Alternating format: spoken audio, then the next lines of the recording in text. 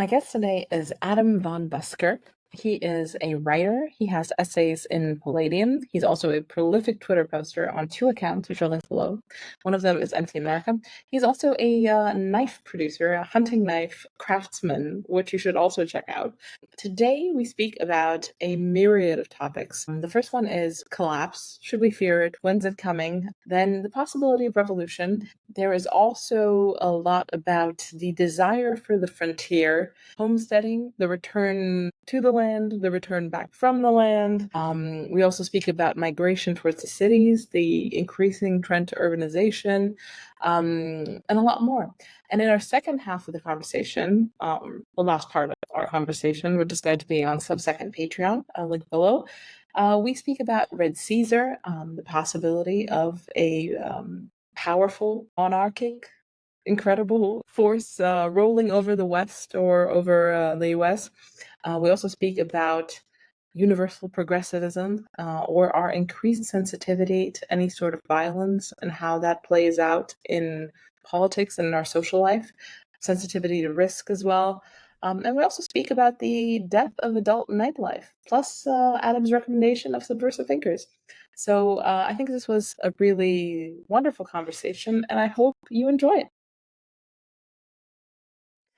I think one of the more salient, interesting things that you've been chatting about online recently is this concept of collapse, of the imminent something happening. It's kind of in the air. There are a lot of people online who kind of instinctually think that something terminal is going to happen to society. There are a few contenders of theories of how this might happen. Inflation will consume the economy. Nuclear war is always a classic. Demographic collapse, obviously. There's all sorts of AI singularity, many ways in which we could, have a more thunderous or slow demise. I wonder how you relate to this concept of collapse, and what do you think is more likely than not? I mean, I'm not expecting you to make, serious predictions about what might happen, because it is a pretty strange information infrastructure that we have to deal with. But how do you relate to this idea that things are coming to an end? Well, first of all, I think that one of the things that's spoken of the least in terms of collapse is actually nuclear war. And I think that that's probably the most concrete and plausible mechanism that would lead to the kind of collapse that people fantasize about. And as I said, I don't really think that that's a primary focus. For some reason, people want to believe that something different or much lesser, will lead to dramatic collapse. And obviously, I don't really have the knowledge to pontificate about the likelihood of nuclear war, but that's kind of been one of my framing points, is that something on the level of an asteroid strike, nuclear war. My big thing is, and this was not something I believed earlier in life, but the more I learned, the more I saw how durable certain aspects of modern life are. And that was kind of, there's a feeling that these complex systems, which of course are complex, there's a feeling that they're incredibly fragile. But if you look at complexity in a slightly different way, it's like a web or a net, where when one strand becomes disruptive, you have very rapid adaptation, and reallocation of resources. And we've seen this in the world as we watch current events. We see how the system dealt with, the situation in Yemen with the shipping being disrupted. Obviously, it put a cost on things. It's not good. And it's a black eye for the U.S., but the larger world system dealt with that very, very quickly. And we also saw predictions that we'd have, massive famine due to the disruption in Ukraine, the problem with the shipping. And once again, we get these predictions, and sooner or later, a prediction of doom is going to be right. But that doesn't really imply that these predictions have any quality, because if you just continuously make incorrect predictions of an imminent disaster, eventually you're going to look really smart, but it's a stopped clock effect. It's just robotically predicting disasters, which the great majority of the time, there's an adaptive response that prevents it. Yeah. I mean, how do you assess the risk of kind of ideologically kind of started revolutions rather than the collapse? Because a lot of people think, okay, there's going to be like an EMP or something that's kind of extremely disruptive, like an exogenous force. But at the same time, what we have as a wild card at the moment is this, it's the internet where you have mimetic forces of a might that has never been seen historically, just kind of ravaging through people's minds, occupying 5, 10, 7, 8, 9, 10, 1,000 hours of their time every month. And, I wonder if you think that there is enough kind of cinder for a revolution from this perspective. I think that the heavily online effect, it lends itself more to what I would think of as passive dysfunction, than any type of conventional, revolutionary activity. If you look at revolutionary activity, you look at Maoism, you look at these different movements, it's typically involving in the modern day. It involves, these immiserated, third world peasants that have extremely little to lose. If their physical living conditions are rough enough that it's comprehensible for them to endure the hardships and the sufferings of a physical actual revolution. But it seems to me that the danger of the internet immersion is really quite different, because also revolution it's sometimes led by a middle-aged failed intellectual type of person, but the rank and file's got to be young. It's got to be young people. If the facts that we see today is that there's a retreat by young people from almost any type of physical activity. I mean, a lot of 20-year-olds say, and I haven't seen this personally, but they claim they've never driven a car. They claim they've never dated. And to me, is this a revolutionary population? It just doesn't seem plausible on a physical, aggressive, armed level. Your Americans, who are sometimes the most radicalized and actually have the real world focus for these things, are typically often 55, 60 years old. If you think about your angry, heavily armed boomer, but once again, is the moment ever come? Would be my question. Or does that cohort really just age towards being elderly and the moment never comes, which would be my prediction in the developed world, certainly. Yeah, I think, yeah, the what's happening and what's kind of showing up for me on the horizon is not very promising. I see a lot of people kind of clamoring for some sort of revolt. The idea that I guess, I don't know, the fact that inflation is eating up wealth, and all these narratives about the impoverished millennials, the impoverished Gen Z. I think that's probably partially true, especially, given purchasing power is not, it's not as it doesn't bite in many categories like housing and things like that, like it used to. But at the same time, I feel like it's a little bit overblown, just in terms of the actual data. I mean, if you look at the actual wealth statistics related to millennials and Zoomers, it's not. I mean, maybe the feeling on the ground is that, okay, the boomers are doing better, but they're also in their 50s. Obviously, they're doing better. They have homes, they have all sorts of resources that you're not going to have in your 20s. That's just the reality of it. But yeah, it's just, I don't necessarily know if people realize how to separate the story about the world from the world that they're experiencing, because they're experiencing more of the story than the actual world.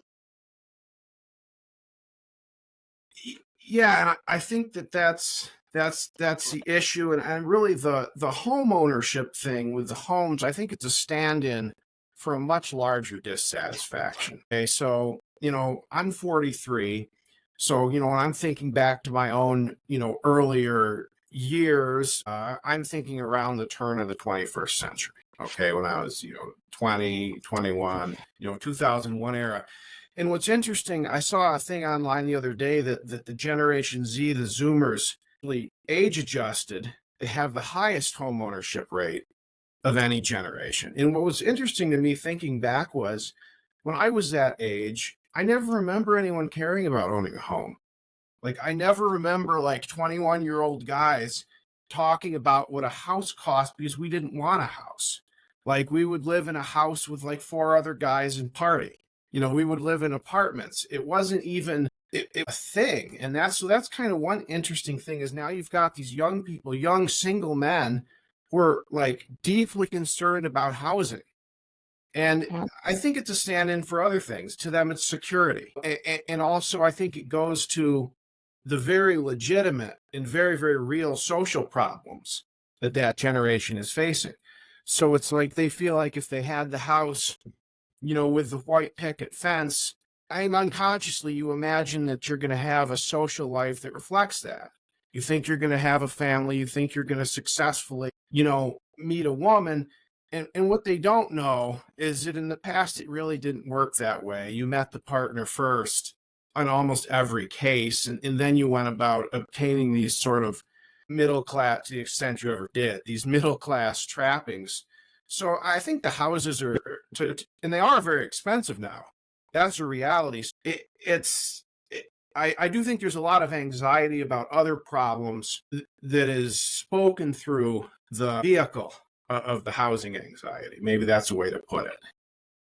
Yeah, I think that's very correct because yeah, like you said, 20-something-year-olds in the 90s. I mean, obviously housing was cheaper. I admit that, Yeah. but it wasn't their main anxiety, and I think it also is this. We used to have a story about men being marriage shy. The idea was that they didn't want to really get pinned down, and now, at least in online discourse, the story is flipped. A lot of young men are kind of these like temporarily embarrassed potential patriarchs of a family of 10. They're itching to build an empire, have a billion children, and live the trad life. And it does feel to me like, okay, there is a certain obvious yearning for something there, but it kind of is left to run amok in this story realm where, because people are not connected to what actually is. I think this is reflected as well in kind of the homesteading movement. Now people are kind of coming back from the land, from the homesteading movement. A lot of people have sold, their apartments in the city to go raise chickens and sell, I don't know, tallow butter or whatever, soap and things like that. And now, obviously, those are not viable businesses. There's a certain business aspect to farming that's very brutal and very harsh, and it's not really surprising that like huge farms with economies of scale are the ones who are actually making money and farming. And so people come back from the land now, and there's a lot of phenomena like this where there was a certain fantasy of a life that might have existed in the past that you've been robbed of. And then obviously there's so many communities now online that allow you to live out that fantasy, to commiserate with friends or people who, have similar aspirations. And it speaks to something obviously true, but I think that the layers upon layers of story that we're allowed to add online, and the cult that, everyone, is feeding into online, makes it a bit harder to break out of, makes it a bit harder to actually solve these problems, to actually go after it. And, because you build these cathedrals of imagination of what could be and what was, what should be, and then the reality is that actually in real life a lot of these things are really difficult. They're difficult and they weren't easy for your grandfather, and a lot of the times your grandfather was doing them because he had to. There are fewer things that you have to do nowadays, and the things that he had to do were tough, and he just kind of grit his teeth through them. And I feel like there's fewer and fewer experiences like that now. In a way, we have to be grateful, but at the same time, it's robbing us of something. I think that's kind of what people are responding to. Well, yeah, and that's an interesting topic because, one of the little online words that it just keeps coming up, and I use it myself, it's kind of silly, the statement of LARPing.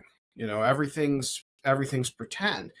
But at a certain point, that in a way that wasn't true in the past, that becomes inescapable, because right now you have the option, as an American who's, even vaguely physically and mentally able, you can go in a lot of places, and I know people basically doing this, maybe not your top cities, but even a lot of metro areas, you can, we've got the real minimum wage is approaching $20 an hour. Okay. For someone who's mentally and physically not in the absolute lowest category, like just someone who can lift and move an item. Like if I just, randomly walked in a construction place where I've done construction before, you're going to be in the low 20s just because I'm physically fit. All right. So in a lot of cities, a tip like Tulsa, Oklahoma, a middle American city, you can do almost any job. You can get a 1-bedroom apartment. You can get a 2-bedroom apartment. It's got, hot water, it's got heat, it's got air conditioning. You can afford food. And that wasn't the case in 1920. People were driven to do things out of true desperation. Like you read about the Okies, is the Homestead era, and the Okies are kind of a favorite topic of mine. So these people, in many cases, the Jodes, like, John Steinbeck wrote about, these people weren't trying to live out like a aspiration or an identity. I mean, they didn't have food to eat. They walked or hitchhiked to California. I mean, their lives were direct, and even above that level. I mean, even like normal, my ancestors were farmers, and there were things that you absolutely had to do. And it wasn't an identity. They didn't decide they wanted to be a farmer, and move to the country. So most people were living out a very direct survival lifestyle until really very recently. But now it becomes a question of your status, what neighborhood you're in. Are you in the right neighborhood? It's not about eating food, but that's very comfortable for people. They like to talk about their lives in terms of struggle, as if it's truly, I can't make a living in America. But when you break it down, it becomes usually, unless you're really unfortunate. I'm not saying there aren't people that are truly unfortunate. I'm talking about your middle class, healthy, your average person. It's a search for identity. And it's like you can't get away from it because, even if you want to go, I'm going to go be a founder. Well, a lot of that is motivated not because that's how you're going to eat, but because you want to be seen that way. You want to be in that social circle. And it's the same with, you want to be an organic farmer. You want to be the guy who, introduces himself that way. So I don't know, there's no great answer I have, but so much is a search now for identity. Yeah, and in a way, you can't really get away from the status game. I think it was almost existentially important for our ancestors as well, but it just was played out in such a different way where, because you had closer knit communities, your status was essentially, yeah, the ticket to actually gaining material possessions or being protected by the other males in the tribe or having access to mates. There are all sorts of things. And now even status is such a far away thing. And like you mentioned, the fact that we kind of been stripped of hardship. I think I see this playing out a lot, even in how people relate to religion. Like it feels like it's very hard for people to access religion, myself included, on a level that is as visceral and as immediate as it used to be for example, my grandparents' generation, where hardships like 5 out of 8 children survived. You held your dead babies in your hands. People were, having serious crises, dying of hunger, war. My grandparents, my father was quite old. He suffered the hunger after the Second World War when he was a child. He had nutritional deficiencies, like all sorts of bone diseases, with pellagra, all sorts of issues that now it's like you watch documentaries from the early 20th century and then the horrors of war and things like that. But these things are one generation away from me, and they were acute in a way, and they informed your view of the world in a way that it's just not accessible to a lot of people in the first world, and even in the second world. I mean, I'm Romanian. I live in Romania now, and things are pretty calm and pretty cozy here too. And it's just not. Yeah, it's very strange, and in a way, I think that's the yearning that a lot of people have. They want to access these states, but the price to pay to actually do it is a bit too steep for a lot of people. Like, you can essentially go out, and I think you had a really interesting post about this. You can go off the grid. You can, be a frontiersman nowadays if you want to. You can opt out of a lot of things. You can just bomber it. It is possible, and you lay it out quite clearly how one can do it and where you can go. And I'll link to the post in the show notes. But I think, is there a way that you can opt out of things? Do you think people have the motivation? I mean, what percentage of the population do you think would actually be able to live out their fantasies of escape from modernity? Boy, I guess that the problem really is the escape part. I mean, if you physically want to, live in an odd way, there's definitely places you can do that. I mean, you can buy land in West Texas. Everyone says, "Oh, they're going to come after you for zoning." No, there actually is no zoning. I mean, you can do, you can go out there and build a hut, and people say, "Well, they'll take your kids away," but I travel a lot in the West. There's a lot of areas where you'll see quite a few people living heavily off the grid. The great majority of them have not had their kids taken away. I'm not saying it can't happen, but yeah, so physically you can do all that, but I mean, how do you escape the larger social world of modernity? That's a much different question. And one misconception a lot of people have is that, like if they live in a more remote or a more rural area of the United States, that the social realities are going to be profoundly different. I mean, every kid in America unless specifically restricted, they have access to the cell phones. Okay, so they're on the same internet that you're on, the same internet I'm on, and there isn't really like even another country where that isn't the case. I go on to X. I've got, just as an example, and these are actually very interesting to me, I have a number of mutuals in Somalia. Right, so you're ignorant person. They think Somalia is like the absolute end of the universe. They would think that there isn't electricity there. They would think there isn't internet there. They would think of it almost as like another planet. But of course, that isn't even true. I mean, it's certainly a country has a lot of dangerous problems, but that's just an extreme example that I have, I don't know, 5 or 6 English fluent Somalian mutuals. So, the world, we all increasingly live in the information sense in the same world. And what's strange is that, contrary to what people believed earlier, the physical world hasn't become all the same. You look at stuff from the 90s and they were talking about, well, there's nowhere adventurous to travel anymore. Everywhere's tame. Well, the world in 2024 is not tame.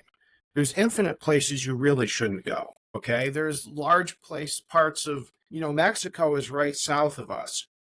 They build the Chevy Silverado truck, but there's large areas of Mexico where you'd be very well advised to not go. Well, that's the part of, so the physical universality of modernity didn't happen. If anything, in a certain physical sense, the world has become bigger.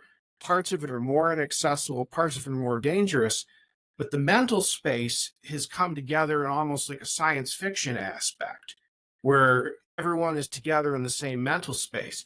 And I think that's a big challenge that people are going to find, with efforts at homesteading or even efforts to go to foreign countries, efforts to build a cabin in the wilderness. So these physically exotic things are available to you, but how do you, or do you even want to, mentally detach from what's largely becoming, a single world mind?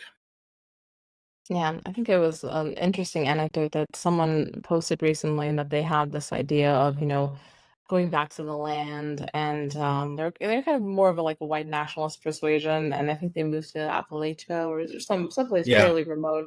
They were quite shocked of, the fact that they didn't really have much in common with the people there, that they were not possessed by any sort of kind of spiritual affinity to the white cause, or they were not really likely interested in anything. They were just kind of much more in survival mode, less in intellectual mode than anyone in the cities. And, it felt quite repulsive to them that, okay, this, I thought these were my people, but they were not. And it's, even though the color scheme was correct, they're similar, similar root, but still it didn't work out. And I feel like that's probably the destiny of a lot of these ideas, where, okay, you presume that you have a lot in common with people, but a lot of times, like, for example, I have maybe more in common with people who live in different parts of the US, because this is kind of the intellectual, space that I spend a lot of time on, unfortunately, or fortunately, whatever, it's useful for the podcast at least. And a lot of times that gets me in trouble here, because I have to be a person here as well. I have to be in real life here in my little mommy groups, and sometimes I'm a little bit alien because I spend too much time in my little corner of the internet, and it is weird. It's in a way, it's alienating you from what's there, and it's making you connect to things that maybe are not necessarily that useful to you. I mean, I personally don't know where I stand to that, but I thought that little vignette of the disappointed white nationalist is quite interesting. He's gonna come on the podcast as well very soon, but it's yeah, a very probably not a unique situation. Yeah, I mean, I think I know what you're talking about, and not where I live now, but in the past, I'm familiar with more or less the kind of setting where he probably moved, expecting it to be vastly different than it was. And yeah, it's simply not what these people would expect in a, for example, white nationalists folks, and they like to look like the percent that's white in an area. So there's these areas that are 100% white, 99% white. Okay, if you actually, there's two things that crush that effort. Number one is that if you actually go there, the kids listen to rap. Okay, the kids are on phone. No, I'm serious. The Yeah. kids are, they're on phones, they're on Spotify, they're listening to rap, they're totally plugged in to YouTube to rap. I mean, there's nothing there what you think is going to be there. This thing where they're, I don't know, out like doing some folksy thing or whatever. The kids are just like kids anywhere else. And it doesn't matter how physically remote you are from a city, it's almost the opposite. And the other thing is that a lot of these people that are very into white identity, they've grown up in an economically segregated suburb. So when they say what white people are like, they're speaking of an experience where the socioeconomically bottom 20% or even 50% was totally removed from their experience. So they have no idea when you go into a community, a rural community that is all white, well, everybody's white. People on welfare are white. The criminals are white. You see, so their view that a white person is essentially equivalent to an upper middle class is completely devastated, because they witness that when you're not economically segregating, you have the entire spectrum, and that's very dislocating to them, to see the 20% that was specifically excluded from the environments they were living in before, and they never even really considered that those people existed. And I think that, and you see what he says about that, but I think that's going to be a large part of it too. Yeah, I think so. And I think you had an interesting anecdote on your account as well about the migration to cities. And this is something I see, and it's quite shocking how fast this is happening here in Romania. You mentioned Albania, but Romania is just the same. The movement of subcontinental Nepalese, Sri Lankan immigrants to kind of these second tier countries like Romania, because there is no workforce left here. Like, because a lot of the people from here have moved to Western Europe, or some even to America. So it's really interesting how there's kind of, urbanization is happening at every level, but there are tiers. There are kind of um, I don't know. You kind of have to graduate from one country to another to qualify for the Olympics, which is the U.S. I mean, fortunately, unfortunately, whatever you'd like to think about it, but that's where people want to end up. Yeah, it's. I thought that was interesting, in the fact that this is obviously not just happening in Romania, but this has happened shockingly fast. Like, this was not a thing 2 years ago. Now every Uber driver, Uber itself is a bit of a urbanization phenomenon. But yeah, any sort of delivery service, every person is from the subcontinent in one way or another. It's quite, yeah, overnight. Well, that's incredible. Because I at this point in my life, I don't have a lot of opportunity to actually travel, so I'm kind of relieved that someone who's closer to the scene actually goes along with that take, because I read a lot, but sometimes obviously I have to opine on things I haven't seen with my own eyes. So that's pretty interesting that really, because I did that's really a solid, observation that you've made. But that seems to be the way it works. And in one of my articles, it's an old, certainly a word that used to be used more, but I like the concept of a metropole, which is like one of the world cities that draws everyone in. And it's interesting because, of course, there's London, there's Paris, there's Toronto, just to go into some non-American. But, Toronto and New York City are in a way the same place. I mean, that's the people seem to be trying to get into these core world cities, these Western cities. And it's interesting because it really is an urban movement. I mean, so we always think of everyone wants to get to the United States. There's large parts of the United States that attract no immigrants, the rural areas. That's not what they're looking for at all. It's more like a ranking of cities that they want to be into. And most of these cities that they're trying to go to, the Class A destinations, most of them are in the United States, but they're not all in the United States. It's not fundamentally, that they're just trying to get somewhere in the US. They're not, I mean, there's a few motel owners, a few restaurant owners that will go, to small cities in Iowa. But really the movement, yeah, it's essentially an urban movement. And it looks like there's almost a limit to a country's ability to attract immigration, because your basic dynamic is that every human being, almost every human being, wants to move to somewhere that's got a higher per capita GDP than where they currently live. And maybe even more keenly, they want to move somewhere that consumes more barrels of oil. So if you want to understand, what country's going to attract, what country's going to lose, you can really almost look at just oil or energy usage. So you see Albania is supposedly a famously poor country in Europe, right?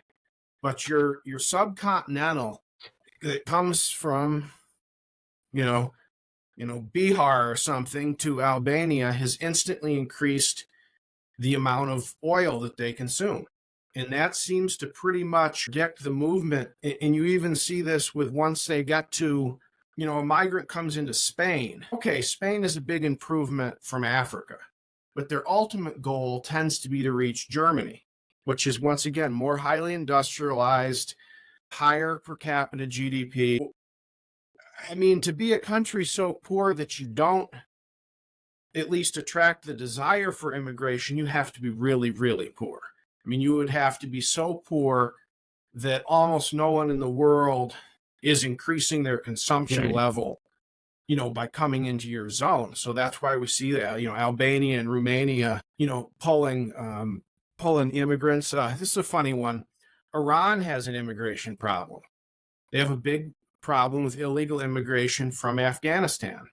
It's just like, Mexico and the United States. They're countries that are next to each other. Iran is approaching like a southern, I'd say it's approaching a Balkan or a Southern European, depending on how you measure it. Since they're under sanctions, it's hard to measure. But, their economy is approaching a Southern European level.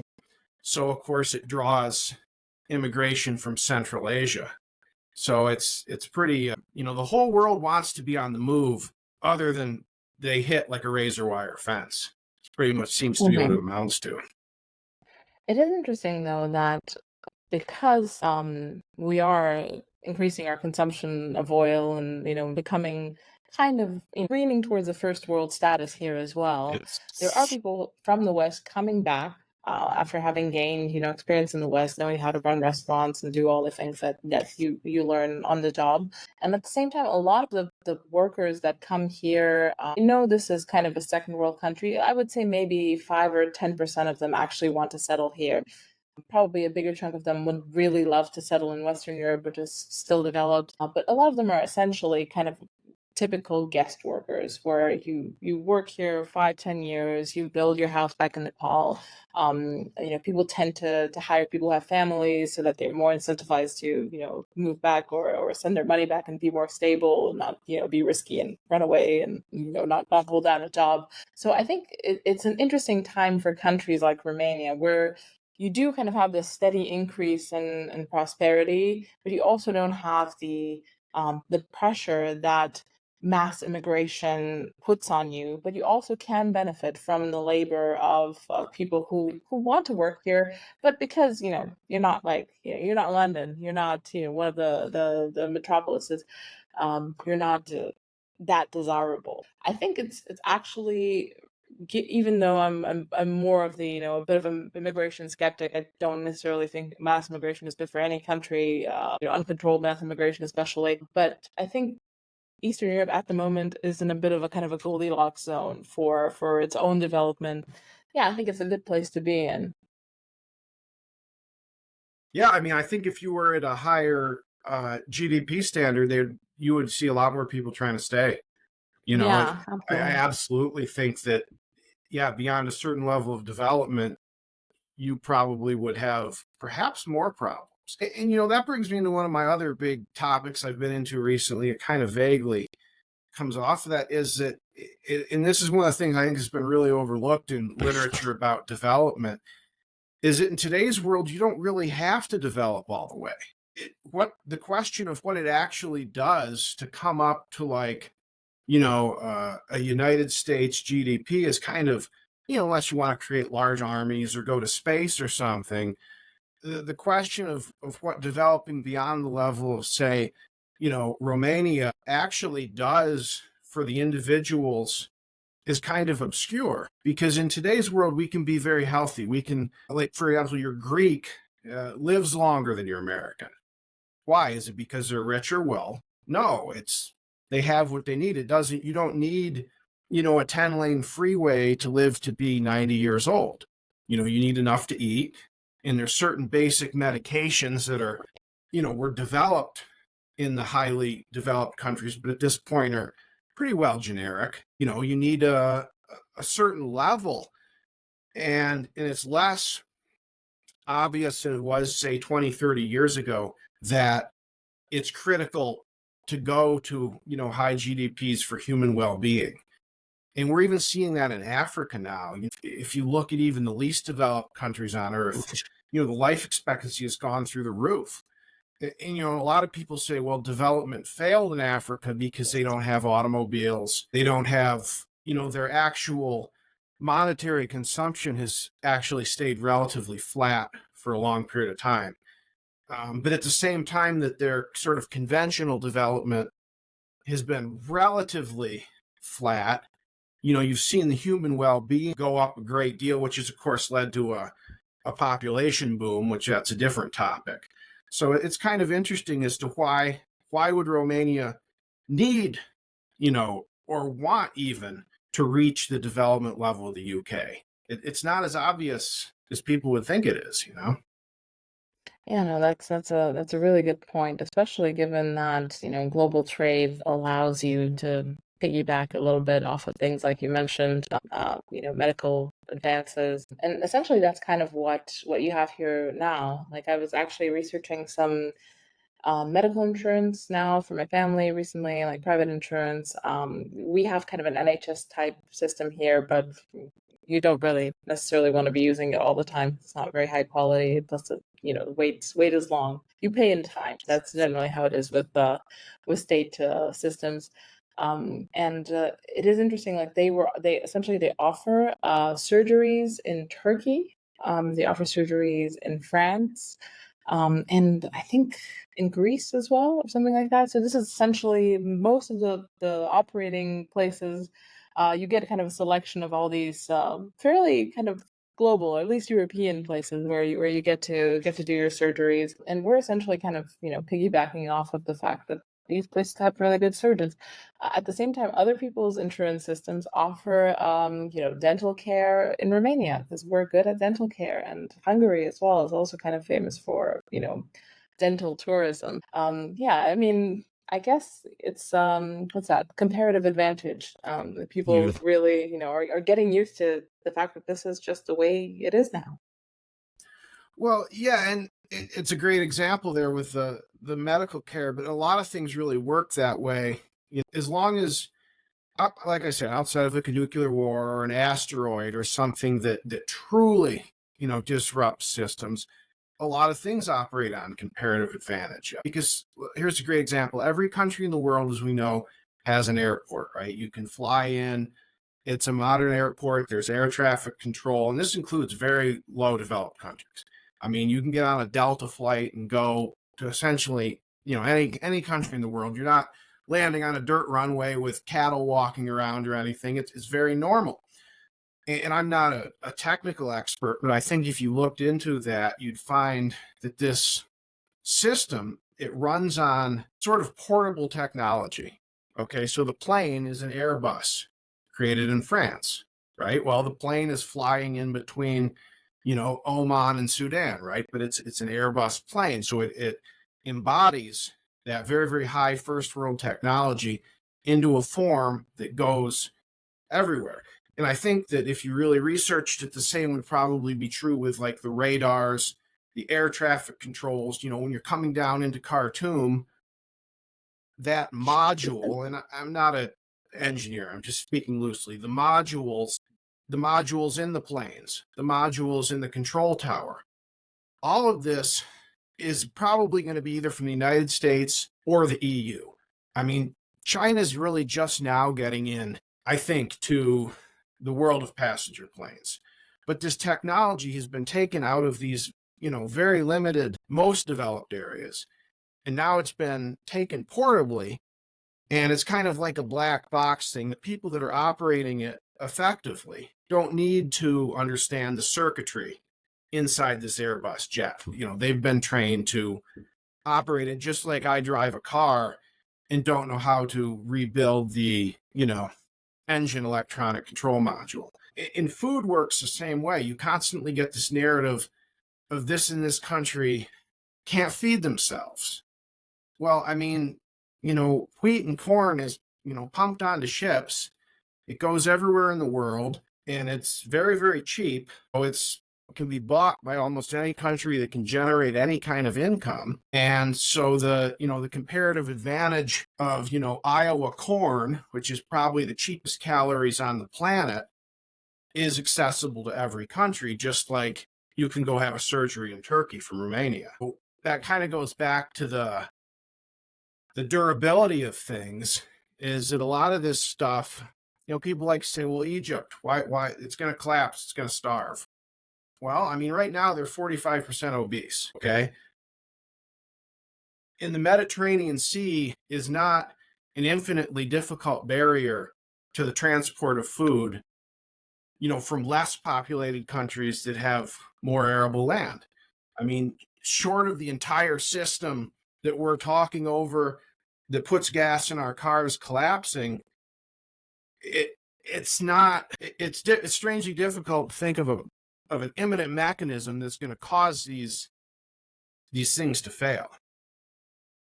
Yeah, I think there's kind of a layer to this which I don't necessarily know how much weight to put on. It's this idea of the crisis of competence, which I think is made a little bit worse, not because a lot of people see it as, okay, this is, wokeness gone amok, standards are dropping everywhere. No one's really been being actually tested on, essential competence, like, keeping the electrical grid alive and, being, the engineer on call for essential systems. I think the bigger problem is what we were discussing at the beginning of our conversation, the fact that, people are very much checked out. Like a lot of these jobs have a certain degree of difficulty, responsibility. Probably the payoff is decent as well, but it's not. I mean, these were high status jobs back in our parents' generation, our grandparents, being like lead engineer at Factory X. Is it still that high status? Are young people checked out, or are they checked in enough to want to be lead engineer at the factory? Are they competent enough to be doing this? I don't necessarily know how to evaluate this. I hope they are, but at the same time, I could also imagine that they might not want to be doing these types of jobs anymore.